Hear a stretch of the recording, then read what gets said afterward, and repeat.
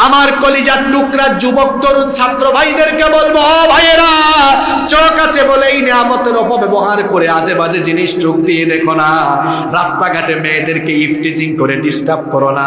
তোমাদের খাসলত হলো এমন, মেয়ে দুই তিনটাকে সামনে দেখলে এরপরে এক বন্ধু আরেক বন্ধুরে কয়, দোস্ত কি যে দেখছি, মাথা কিন্তু ঠিক নাই। তোমার মাথা ঠিক থাকে না কেন? আল্লাহ বলেছেন, কুল্লিল মুমিনিনা ইয়াগুদ্দু মিন আবসারিহিম। ও নবী, মুমিন পুরুষদেরকে বলেন তারা যেন তাদের চক্ষুকে নারীদের দিকে নয়, পরনারীর দিকে না দিয়ে তারা যেন নিচের দিকে দেয়। আদেশটা কার? যুবক ভাইদেরকে বলবো, ছাত্র ভাইদেরকে বলবো, যারা পড়াশোনা করো, হারাম রিলেশন করো না, জিএফ বানানোর ধান্দা করো না। বোনদেরকে বলবো, বিএফ বানানোর ধান্দা করো না, হারাম রিলেশন করো না। হারামের মধ্যে কোনো আরাম পাওয়া যাবে। চরিত্র সুন্দর করো, পরনারী থেকে নিজের চোখকে হেফাজত করো, চরিত্রটাকে সুন্দর বানাও, অবৈধ রিলেশন করো না। চোখের হেফাজত করো, চরিত্রের হেফাজত করো।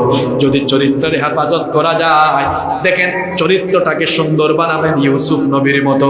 সাইয়েদনা ইউসুফ আলাইহিস সালাম, যাকে রব্বুল আলামিন এই দুনিয়ার অর্ধেক সৌন্দর্য দিয়েছিলেন, যার সৌন্দর্যের দিকে তাকালে মানুষের দুনয়ন ভরে যেত, মুগ্ধ হয়ে যেত। এই দুনিয়ার অর্ধেক সৌন্দর্য আল্লাহ তার নবীকে দান করেছিলেন। সেই যুগের মিশরের সুন্দরী রূপসী নারীরা ইউসুফ আলাইহিস সালামকে দেখে রূপের মুখে তারা মুগ্ধ হয়ে গিয়ে ফল কাটতে গিয়ে আঙ্গুল কেটে ফেলে দিয়েছিল।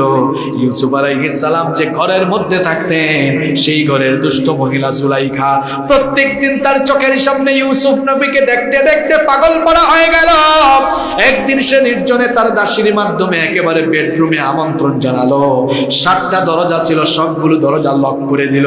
ইউসুফ আলাইহিস সালামকে যখন কুপ্রস্তাব দিল, ইউসুফ আলাইহিস সালাম আল্লাহকে ভয় করে তার প্রস্তাবকে তিনি রিজেক্ট করলেন, প্রত্যাখ্যান করলেন। তিনি লক্ষ্য করে দেখলেন এই দুষ্ট মহিলা সবগুলো দরজা তালা লাগিয়ে বন্ধ করে দিয়েছে, এখান থেকে আমি বের হতে পারবো না। কিন্তু আল্লাহকে ভয় করে, আল্লাহর উপর তাওয়াক্কুল করে এই দুষ্ট মহিলার শয়তানি এই ফাঁদ থেকে বাঁচার জন্য তিনি যখন তালাবদ্ধ দরজার দিকে দৌড় দিলেন, আল্লাহ তাআলা খুশি হয়ে গিয়ে 7টা লক করা দরজা তার জন্য আনলক করে একটা একটা করে খুলে দিলেন। আমার কলিজার টুকরা ছাত্র তরুণ যুবক ভাইদেরকে বলবো, ভাইয়েরা, চরিত্র সুন্দর বানাও। ছাত্র বয়সে মেয়েদের পেছনে ঘুরঘুর করো না। তোমরা যারা স্কুল কলেজ ইউনিভার্সিটিতে পড়ো, এই সময়ে যারা মেয়েদের ফিতনায় পড়বে, এদের ক্যারিয়ার শেষ, এদের চরিত্র নষ্ট। খবরদার মেয়েদের পিছনে ঘুরঘুর করো না। পড়ার টেবিলে মন দাও, সুন্দর করে পড়াশোনা করো, ক্যারিয়ার সুন্দর করো। আজানের সময় হলে মসজিদে যাও।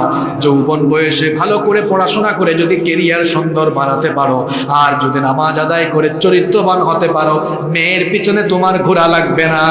দেখবা সুন্দরী সুন্দরী মেয়ের বাপ তোমার কাছে মেয়ে বিয়ে দেওয়ার জন্য লাইন ধরে দাঁড়াবে। আমার যুবকদেরকে বলবো, ভাইয়েরা, চরিত্রের প্রতি যত্নবান হও। এই চোখের হেফাজত করো, কানের হেফাজত করো, চরিত্রের হেফাজত করো। যদি চরিত্র সুন্দর রাখতে পারো, তাহলে শোনো নবীজির সুসংবাদ। বুখারী শরীফের হাদিসে নবীজি বলেছেন, মাইয়াদমাল্লি মা বাইনা লাহইহি ওয়া রিজলাইহি আদমানু লাহুল জান্নাহ। নবীজি বলেছেন, যে ব্যক্তি তার দু চোয়ালের মধ্যবর্তী জায়গা অর্থাৎ জিহবা আর দু উরুর মধ্যবর্তী জায়গা অর্থাৎ লজ্জাস্থান, এই দুটো জিনিসের জিম্মাদারি যারা গ্রহণ করবে, কাল কিয়ামতের দিন আমি নবী নিজে তার জন্য জান্নাতের জিম্মাদার হয়ে যাব। তাহলে আমরা নবীজির সুপারিশ পাওয়ার জন্য চরিত্রকে সুন্দর রাখতে পারবো তো?